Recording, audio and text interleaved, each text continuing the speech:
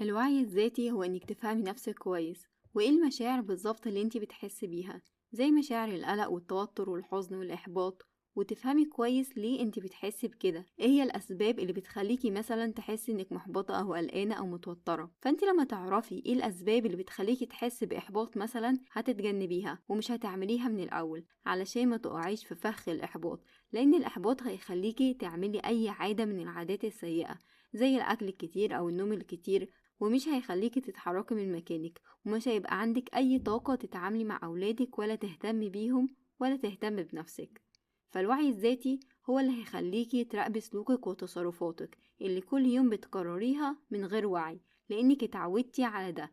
كمثال، انت كل يوم بتنوي تصحي بدري علشان تخلصي المهام اللي عليكي، لأن الوقت ده هو الفاضي والأولاد في المدرسة، لكن لما بيجي الوقت المفروض تعملي فيه المهام دي بتضيعي الوقت بإنك تنامي وما تعمليش حاجة أو تضيعي الوقت على الموبايل، والوقت يعدي منك وتيجي على آخر لحظة تنضفي البيت بسرعة، وده مش اللي انتي رتبتيله من الأول خالص ولا كنتي عايزاه. فانتي عايزة حاجة معينة لكن بتعمليها عكسها على طول، فتلاقي نفسك في نص اليوم محبطة علشان ما انجزتيش، والولاد رجعوا ولازم تذاكري لهم وتتابعيهم، وفي نفس الوقت متضايقة من نفسك، فتلاقي نفسك بتطلعي ضيقتك عليهم، والولاد نفسهم عايزين بال رايق علشان هم اصلا بيعملوا تصرفات تخرج اي حد عن شعوره، فعايزين طول بال وصبر في المعاملة معاهم. ومع تكرار السلوك ده يوميا وانك خلاص اتعودتي انك تحطي اهداف وتضيعيها والوقت يروح منك فتوصلي لحالة الاحباط. فالوعي الذاتي هو اللي هيخليكي تلاحظي انك بتكرري سلوك معين يوميا، والسلوك ده في الاخر هو اللي بيوصلك لحالة الاحباط والحزن والغضب من نفسك. علشان كده الوعي الذاتي هو اول خطوة لاي تغيير حقيقي في حياتك، وانك تاخدي خطوة لقدام، فبيخليكي تفهمي نفسك وايه هي مشاكلك بالظبط، وايه هي مميزاتك، وايه هي عيوبك اللي انت شايفاها في نفسك ومحتاجة تشتغل عليها. لكن للأسف ناس كتير بتهرب من انها تعرف نفسها كويس، لانها مش مقتنعة ان التقصير منها هي، وشايفة نفسها صح طول الوقت، وده بيخليها ما تتحملش مسؤولية تغيير نفسها، وتلوم اللي حواليها والظروف اللي هي فيها، وتفضل تدي لنفسها مبررات كتير علشان ما تخرجش من منطقة الراحة. فبتهرب من انها تعرف وتفهم نفسها كويس علشان ما تصدمش في نفسها. هنا يجي دور المواجهة. هو عموما مفيش حد بيحب يتقاله انت وحش او انك غلط او انك محتاج تشتغل على نفسك اكتر. الناس دايما بتميل للي يقولها كلمة حلوة وانها مفيش منها اتنين علشان ترتاح، وبتقاوم وبتبعد عن اي حد ينتقدها، فطبيعي تهربي من مواجهة نفسك، لان المواجهة في اوقات كتير بتكون مؤلمة ومش مريحة فبتقاوميها. فالتغيير الحقيقي بدايته ان يبقى عندك الشجاعة انك تواجهي نفسك وتعرفي ايه هي مشاكلك ومميزاتك، والوعي هو اللي هيفتح عينك اول حاجة على عيوبك ومشاكلك، فهيخليكي تتحملي المسؤولية بانك تغيري من نفسك وتخرجي من منطقة الراحة.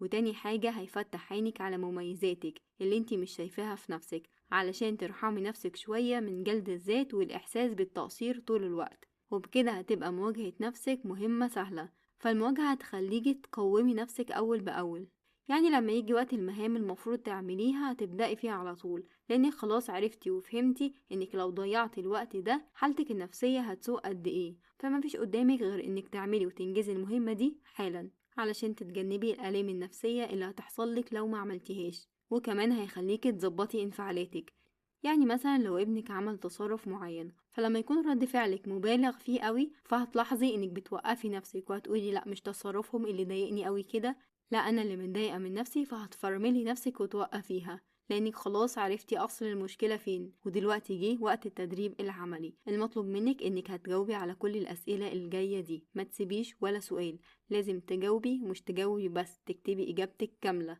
اسمعي السؤال الاول ووقفي الحلقه، فكري كويس واكتبي اجابتك كامله وما تسيبيش ولا سؤال. الأسئلة دي هتساعدك إن يكون عندك وعي ذاتي أكتر بنفسك وتحطي إيدك على المشكلة بالظبط علشان تحليها. أول حاجة هيبقى فيه تقييم لجوانب الحياة علشان تشوفي نفسك مقصرة في أي جانب. أول حاجة الجانب الروحاني أو الديني، تدي نفسك كام من 10. تاني حاجة علاقتك بأولادك وأسرتك، هل انت راضية عن معاملتك لأولادك؟ ايه الحاجة اللي ممكن تحسن علاقتك بيهم؟ شايفة ايه أحسن طريقة تتعاملي بيها مع أولادك؟ ايه اللي نفسك تحققيه مع أولادك؟ تالت جانب علاقتك بأصحابك، كام من 10. نيجي لجانب الصحة، تدي لنفسك فيه كام من 10 من ناحية الالتزام بالأكل الصحي. خامس حاجة تطوير الذات، تدي نفسك كام من 10. سواء كنت بتقرأي كتب أو مقالات أو بتشوفي فيديوهات مفيدة تساعدك في تطوير نفسك. وأخيرا هدفك أو شغلك، تدي نفسك كام من 10، وبكده بعد ما حطيتي لكل جانب درجة هتشوفي أي جانب بالظبط محتاجة تشتغلي عليه أكتر. تاني حاجة عايزاك تكتبيها، فضي كل اللي في دماغك، كل الحاجات اللي شغلاكي دلوقتي حالا اكتبيها كلها، سواء حاجات عايزة تعمليها في البيت أو عايزة تعمليها مع أولادك. كل حاجة بتفكري فيها أو شغلة تفكيرك أو مضايقاكي فضيها كلها، مش لازم بالترتيب، اكتبي كل حاجة تيجي في بالك دلوقتي. وقفي الحلقة دلوقتي واكتبي كل اللي في دماغك وارجعي كملي الحلقة. بعد ما كتبتي كل اللي في دماغك اكتبي أكتر حاجتين لو عملتيهم هتبقي مبسوطة ومرتاحة جدا، وابدأي فيهم النهاردة. دلوقتي الصفحة التانية هتعملي 3 مربعات. المربع الأول هتختاري الأولويات منهم، الحاجة اللي ما ينفعش تتأجل أبدا لبكرة، فهتاخديها وترتبيها في الأولويات اللي هو عاجل ومهم. تاني مربع هتكتبي فيه مهم وغير عاجل، تكتبي فيه الحاجات المهمة لكن ممكن تستنى لبكرة أو بعده.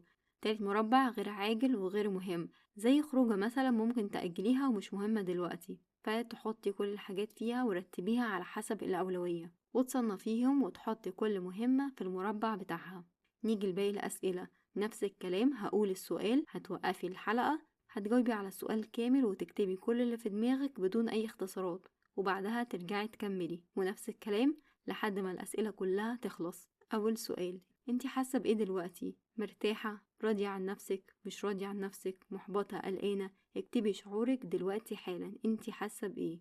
تاني سؤال، ايه هو السبب في الإحساس اللي عندك ده؟ تالت سؤال، راضية عن نفسك بنسبة كام؟ رابع سؤال، لو كانت الإجابة إنك مش راضية عن نفسك، ايه هو سبب عدم رضاكي؟ خامس سؤال، انتي عايزة ايه بالظبط؟ ايه هو هدفك؟ سادس سؤال، شايفة ايه هو السبب اللي مش بيخليكي تحققي الهدف ده؟ بتكسلي تعمليه، ولا بتهربي وخايفة، ولا شايفة انه صعب وكبير عليكي؟ سابع سؤال، الوقت اللي المفروض بتخصصيه للمهمة بتاعتك بيضيع في ايه؟ السؤال الثامن، شايفة ايه هي مشكلتك بالظبط؟ السؤال التاسع، لو واحدة صاحبتك عندها نفس المشكلة دي، ايه هي نصيحتك ليها؟ واكتبي النصيحة كاملة بتفاصيلها. ايه الحاجات اللي بتضايقك من نفسك؟ وايه الحاجات اللي بتضايقك من اللي حواليكي؟ ايه هي الحاجات اللي بتحبيها في حياتك؟ ايه الحاجات اللي انت مش بتحبيها في حياتك وعايزاها تتغير؟ السؤال ال 12، ايه هي الحاجات اللي بتخليكي تحسي بسعادة كبيرة؟ السؤال ال 13، ايه المميزات اللي انت شايفاها في نفسك؟ ايه هي المميزات اللي انت بتسمعيها من الناس اللي حواليكي؟ ايه هي العيوب اللي انت شايفاها عندك ومحتاجة تشتغلي عليها اكتر؟ ايه اكتر حاجة بتحسسك بالخوف؟ ايه هي الحاجة اللي بتخليكي متوترة وقلقانة؟ ايه هو نوع شخصيتك؟ شخصية مرحة ولا بتميلي للاكتئاب؟ ايه هو السلوك اللي بتكرريه كل يوم وانتي مش عايزة تعمليه اصلا وبتلاقي نفسك بتعمليه بشكل تلقائي؟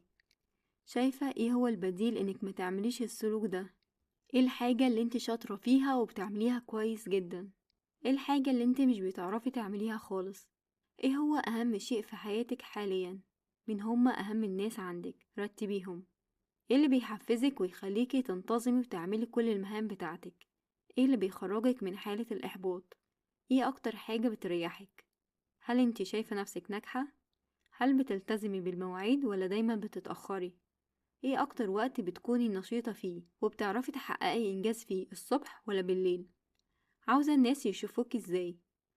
ايه هي توقعاتك دايما عن نفسك؟ يعني توقعات سلبية، بتتوقعي دايما الوحش، زي انك مثلا عندك مقابلة شغل، ايه اول تفكير هيجي في دماغك؟ ان هيقبلوك في الشغل ده ولا هتترفضي؟ شايفة نفسك ازاي؟ ايه هي الوانك المفضلة؟ ايه اكتر اكلة بتحبيها؟ ايه هي الحاجة اللي ممكن تعمليها تخليكي راضية عن نفسك؟ اخر سؤال، هل انت راضية عن نفسك ومظهرك ومهتمة بنفسك وشكلك الخارجي؟ وبكده يكون خلصنا. المطلوب منك انك تقرأي كل اللي انت كتبتيه وتقري الأسئلة تاني، ولو عندك أجوبة تاني أكتر اكتبي كل حاجة عن نفسك، وكل الحلول اللي انت كتبتيها رتبيها وطبقيها واحدة واحدة. الحلقة دي ورشة تفاعلية، يعني الإفادة كلها في الإجابات بتاعتك انت اللي هتجاوبيها في كلامك اللي انت هتكتبيه وتطلعيه من دماغك. علشان كده ركزي كويس في الأسئلة واكتبي كل اللي في دماغك وطلعيها عشان تستفيدي أكبر استفادة من الحلقة. وأخيرا لو انت عندك أي سؤال اكتبولي في التعليقات وأنا هرد عليه في أقرب وقت، وشكرا لكم.